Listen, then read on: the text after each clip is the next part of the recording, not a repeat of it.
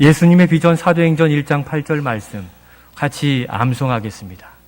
앞에가 없네요. 나중에 나올 겁니다. 오직 같이 한번 암송하겠습니다. 오직 성령이 너희에게 임하시면 너희가 권능을 받고 예루살렘과 온 유대와 사마리아와 땅 끝까지 이르러 내 증인이 되리라 하시니라. 아멘. 이 오순절 성령 강림과 성령 충만의 역사로 이제 예수님의 비전이 서서히 구체화되기 시작하고 있습니다. 여러분, 예수님의 관심은 어디에 있습니까? 세상에 있지만 그 중에 하나님의 백성들에게 관심이 있으십니다. 당시 이들이 모여 믿음의 공동체를 형성했는데 이 교회의 가장 건강한 모델이라 할 수 있는 초대 교회 공동체가 형성되게 되었습니다. 그들은 아직 조직교회가 없어서 가정에서 넓은 공간에서 모여 믿음을 고백하는 당시 사람들이 볼 때는 매우 독특한 신앙생활을 만들어가기 시작했습니다. 오늘날에도 우리의 신앙생활을 매우 이상히 여기거나 독특하다고 이야기하지 않습니까? 바로 하나님을 예비하고 그리스도를 구주로 고백하는 이들이 모인 믿음의 문화를 아름답게 만들어 간다면 우리 교회, 이 시대가 주목하여 구원의 방주로서 크게 쓰임받게 될 것입니다. 이 초대교회가 형성되는 이 과정에 오늘 말씀에서 살펴보면 중요한 역할을 한 것이 바로 이 세례와 성찬이었습니다. 교회를 건강하게 세워가는 이 표지로서 세례와 성찬이요, 은혜를 받는 방편으로서 세례와 성찬, 이 성례를 성경은 우리에게 말씀해 주십니다.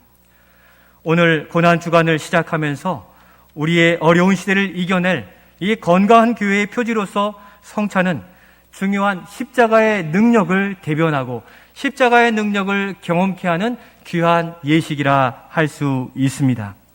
이 시간 세례와 성찬에 감사와 기쁨, 또 그로 인한 거룩한 부담과 은혜를 고백하는 우리가 될 수 있기를 소원합니다. 그냥 한 차례 지나가는 것이 아닌 바로 이 시간에도 성령이 우리를 통하여 말씀하시고 위로해 주시는 그 은혜가 우리 심령에 있어지기를 소원하는 것입니다. 이 시간 교회의 모형이 되는 이 초대교회 공동체가 형성되는 이 표지요, 증거인 이 세례와 성찬의 의미를 또 살펴보며 그것을 통해 우리의 믿음이 강화되어지는, 더욱 새롭게 되어지는 귀한 은혜의 시간이 될 수 있기를 소원합니다. 건강하고 또 아름답게 세워지는 초대교회 공동체의 비결은 바로 이것입니다. 같이 읽겠습니다. 초대교회 공동체는 말씀에 순복한 자들을 통해 형성되었습니다. 말씀에 순복한 자들을 통해 교회는 왕성하게 세워지는데 40절로 41절 확인하며 읽겠습니다. 또 여러 말로 확증하며 권하여 이르되 너희가 이 패역한 세대에서 구원을 받으라 하니 그 말을 받은 사람들은 세례를 받음에 이날의 신도의 수가 3,000이나 더하더라. 아멘. 교회와 성도의 건강은 말씀에 100% 온전히 순복하는 데서부터 시작하게 됩니다. 우리는 어릴 적 알고 있습니다. 엄마 아빠가 요리를 해주셔서 파도 넣고 마늘도 넣으면 골라내기 바빴습니다. 그렇듯이 하나님께서 우리의 삶에 가장 필요한 양식인 말씀을 주시는데 거기에서 이것은 취하고 이것은 가려낸다면 우리의 교회 성도의 건강은 지켜질 수 없게 되는 것과 같습니다. 당시 패역한 세대에서 구원을 받으라 하니 많은 사람들이 말씀에 순복하여 세례를 받고 교회 공동체의 일원이 되었습니다. 말씀에 순복하고 세례를 받는 것은 매우 중요한 것인데 당시 초대교회의 멤버가 되는 것은 그렇게 쉬운 일이 아니었습니다. 교회가 그냥 좋다고 교회 생활한다고 교회의 회원이요 교회인이 될 수 없었습니다. 조건은 철저한 신앙 고백과 예수 그리스도를 구주로 고백하고 세례 받은 자들이 들어왔습니다. 왜냐하면 당시 이단들과 로마의 압박의 핍박 속에서 뒤돌아서는 이들이 많았기 때문에 그들이 카타콤이 발견되어 죽을 수 없는 절박한 심정 안에 온전하고 철저한 신앙 고백이 있는 자들을 통해 초대 교회 공동체가 세워지게 되었다는 사실입니다. 바로 핍박은 뒤로 하고서도 교회는 세상에 대하여 거룩한 진리의 말씀이 순결하고 온전히 보존될 때에 존재의 의미와 가치가 있습니다. 진리의 말씀은 있고 실행하는 세상의 도구들이 따로 있다면 그것은 온전한 교회가 아니게 되는 것입니다. 바로 세상과 다른 것이 교회와 성도는 오직 진리의 말씀, 진리의 주체이신 예수 그리스도만 살아가는, 그를 구주로 고백하는 이 신앙이 있을 때 교회는 생명력을 지켜갈 수 있게 되는 것입니다. 우리 교회도 교회가 좋아서, 교회에 있는 사람들이 좋아서 교회의 일원으로 받고 세례를 주는 일은 결코 없습니다. 지난주 학습 세례 교육을 우리 정진규 성도와 함께 진행하는데 마지막 즈음에 이런 질문이 있습니다. 53번에 이런 질문이에요. 한번 보여주세요. 어떤 질문입니까? 환난과 핍박을 받아도 예수를 믿겠습니까? 여러분들의 대답은 어떻습니까? 한 번 더 질문 드립니다. 환난과 핍박을 받아도 예수를 믿겠습니까? 아멘입니다. 이 믿음의 고백이 없이는 이 세상에 살아갈 수가 없고 하나 십자가 능력을 덧입을 수도 없는데, 이 믿음의 고백이 확실한 성도들이 교회의 교인이 되어지고 직분자가 될 수 있는 것인데, 그 대답, 정진규 성도도 아까 서약했는데 그 대답을 한번 같이 읽어봅시다. 시작. 끝까지 낙심하지 않고 주님만 믿고 따르겠습니다. 아멘. 끝까지 낙심하지 않고. 우리가 은혜 받을 때는 좋은데 궁핍하고 어려울 때는 돌아서는 경우들이, 그러한 유혹들이 얼마나 강하게 다가옵니까? 그럼에도 불구하고 환난과 핍박을 받아도 예수를 믿고 끝까지 낙심하지 않고 주님만 따르다가 마지막 숨을 거둘 때 천국에 임하여지는 우리 모두가 되실 수 있기를 소원합니다.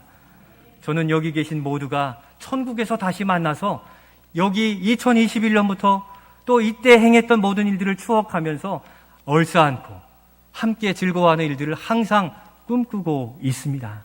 천국에서 다시 만날 성도들에게 서로를 존귀해 여겨주시고 서로를 도와가시면서 믿음으로 신앙생활하는 우리가 될 수 있기를 소원합니다. 이렇게 끝까지 낙심하지 않고 주님만 믿고 따르겠습니다 하는 고백이 사람의 고백으로 가능한 것입니까? 안 좋을 때는 다 버리게 되어 있는데, 가능한 이유는 바로 성령께서 우리를 붙들어 주시고 그 믿음을 지켜주시기 때문인 줄로 믿습니다. 그래서 진리에 순복하고 예수를 끝까지 따르겠다고 고백할 수 있는데, 바로 우리가 하나님께 택함받은 백성이요 하나님의 자녀요 돌봄 가운데 있는 증거가 우리의 고백이 성령을 통해 나타나는 줄로 믿습니다. 그렇게 진리에 순복하는 것은 건강한 교회, 건강한 성도의 매우 중요한 특징인 것입니다. 그런데 오늘날 성도들이 말씀의 홍수 속에서 이 방송도 듣고 이 라디오도 듣고 하면서 말씀이 내가 다 들은 것 같고 다 지킨 것 같고 다 깨달은 것 같은 그러한 생각 속에서 오히려 신앙생활이 느슨해지는 경우들이 많이 나타나지고 있습니다. 그렇게 사는 것처럼 여기고 있는데 실제는 그렇지 않은 경우들이 더 많이 나타나고 있는 것입니다. 환난과 핍박이 오면 거기서 한번 고민하게 되고, 거기서 알면서도 다른 걸 택하여 세상의 것을 취하여 나아가는데도 죄의식이 없이 예수님과 세상을 같이 붙든 이러한 양면의 손이 되고 있지 않은지 우리는 이 세례와 성찬 앞에서 고난주간 앞에 우리를 돌아보아야 됩니다. 우리의 삶이 피곤하고 곤고하고 어렵다 보니 주님의 말씀에 핑계와 이유가 많아지고 있어요. 하나님의 은혜를 누리는 비결은 순복하는 것입니다. 강단에서 말씀 묵상을 통해 성경 통독을 통해 주어진 말씀을 그대로 변함없이 순종하여 복종하는 그 일을 통하여 하나님은 우리에게 은혜 베푸실 줄로 믿습니다. 아무리 우리의 계획이 좋아도 그것을 이루시는 분은 하나님이신 것을 믿고 우리의 삶의 계획을 주님께 맡기고 순복하여 인내하며 그 은혜를 누리는 우리 모두가 되실 수 있기를 소원합니다. 초대교회 바로 그렇게 순복한 이들을 통하여 왕성하게 공동체로 형성되어졌고, 나중에는 교회가 성경에 나타난 갈라디아, 에베소 이런 교회들이 세워지게 될 수 있었는데, 바로 우리 제일교회 철저한 신앙의 고백과 순복하는 믿음으로 주님이 주목하시는, 찾으시는 그 교회가 될 수 있기를 소원합니다. 두 번째 초대교회 공동체는 이렇게 형성되었습니다. 같이 읽겠습니다. 성찬으로 그들의 믿음을 날마다 확인했습니다. 우리 42절 말씀 같이 읽겠습니다. 그들이 사도의 가르침을 받아 서로 교제하고 떡을 떼며 오로지 기도하기를 힘쓰니라. 아멘. 당시 로마 제국에 너무도 핍박이 심해서 개인적인 신앙생활을 지켜나가기가 너무도 어려웠던 현실이었습니다. 그래서 이들이 모이기에 힘썼는데, 여러 이유 중에 하나를 말씀에서 살펴보면 서로 교제하고 떡을 떼면서 그들의 믿음을 강화하고 서로 위로하며 지켜나아갔다는 것입니다. 그런데 우리가 흔히 교회의 친목과 단합이 잘 되면 교회가 성장할 것으로 여겨지지만, 여기에서 서로 교제하고 떡을 뗐다는 것은 이 성찬에 참여했다는 것을 의미해 주고 있습니다. 음식을 먹는 교제를 넘어 진리의 말씀, 생명의 능력이 되는 십자가를 날마다 기억하여 그 정도를 벗어나지 않으려고 자신을 돌아보는 성찬에 참여하는 일들을 날마다 모일 때마다 가졌다는 것입니다. 이들이 성찬에 모일 때마다 그들을 구원해 주신 분이 예수님이시고, 로마의 핍박과 압제, 세상의 좋은 곳에서 구별하여 하나님 나라에 신령한 것을 부어주시고 믿음의 보호 가운데 살게 하시는 그 그리스도께 자신의 믿음을 동요매고 정체성을 분명히 했다는 것입니다. 곧 십자가 은혜를 붙들고 십자가 능력을 온전히 믿고 십자가 고난에 동참하는 것이 바로 이 성찬에 참여하는 본 의미입니다. 십자가를 통해 죄와 사망을 이기신 예수님을 만났고 다시 살아나신 주님이 함께 하심을 굳게 믿게 되었습니다. 이 중요한 것은 이것입니다. 그리스도인이 오늘을 이기는 힘은 십자가 신앙과 부활 신앙을 굳게 붙들 때에 우리는 어떠한 어려움도 이겨낼 줄로 믿습니다. 왜냐하면 십자가를 통해 그 모든 죄를 사해 자유한 백성이 되게 하셨고, 그를 통하여 다시 부활 승천하심으로 말미암아 사망 권세를 이기신 부활의 능력이야말로 오늘 이 어두운 시대를 이겨내게 하시는 이 하늘로부터 오는 가장 큰 능력임을 믿으실 수 있기를 바랍니다. 바로 십자가 신앙과 부활의 신앙은 바로 그 총체적인 그 표현이 이 성찬으로 드러나게 되는 것입니다. 성찬은 슬퍼하여 우는 것이 아니라 구원을 완성하시고 다시 사신 주님과 연합하는 것을 성찬에 참여하는 의미로 우리는 알고 있는 것입니다. 성찬에 참여함으로 다시 사신 주님처럼 우리도 어려움을 이겨낼 수 있는 그 승리의 확신을 갖기에 하며 먹고 마시는 것이 성찬에 참여하는 은혜요, 또 그 유익이라 할 수 있겠습니다. 성찬을 통해 주님의 살과 피를 먹고 마심으로 우리는 사망과 죽음을 이기신 주님의 능력을 덧입어 담대히 살아갈 수 있습니다. 우리는 이 성찬에 참여함의 은혜가 그냥 어떠한 행사요, 예식으로 맞춰지는 것이 아니라 바로 실제로 이 성찬의 떡과 포도즙에 성령의 은혜와 역사가 임하여짐을 믿고 성찬에 참여하는 것입니다. 이를 영적 임재설이라고 합니다. 이러한 분명한 의식으로 떡과 포도즙을 먹고 마실 때 우리는 신령한 성령의 은혜를 덧입게 되는데, 예수님의 몸이 성령 하나님의 역사를 통하여 실제 이 떡과 포도즙으로 우리의 영혼에 임하여진다는 것을 의미합니다. 그러니까 우리가 떡과 포도즙을 대할 때 그 예식에 성령이 임재하여 주시고 우리의 입을 통하여 떡을 먹음으로 육신에 건강해지는 것처럼 그리스도의 살과 피를 먹고 마실 때 우리의 영혼이 담력을 얻고 위로를 얻고 영혼이 살찌워지는 그 성령의 역사가 이 성찬에 임하게 된다는 사실입니다. 성령께서 대하게 하시는 이 예수님의 몸은 그 실제 살 자체가 아닙니다. 바로 부활하신 주님, 십자가에 달려 죽으신 찢기신 살을 넘어 부활하신 이 하나님의 이 존재로 존재하시는 그 주님의 그 몸으로부터 흘러내려오는 영적인 이 은총과 또 생명을 다시 살리는 에스겔의 살리시는 영으로서 우리 영혼이 다시 살아나고 회복의 은혜를 누리게 되는 것입니다. 가톨릭에서는 이것을 성체라고 해서 다 나누어 주는데 그걸 직접 예수님의 살이라고 믿고 먹습니다. 그러나 우리가 믿는 예수님은 그 육체를 넘은 부활하셔서 다시 사신 주님이시기에 그 육체의 살을 먹지는 않습니다. 영적인 그 은혜가 우리의 영혼에 흘러 넘쳐 우리의 영적인 몸이 또 영적인 기력이 더욱 회복되어지고 힘을 얻게 되는 것입니다.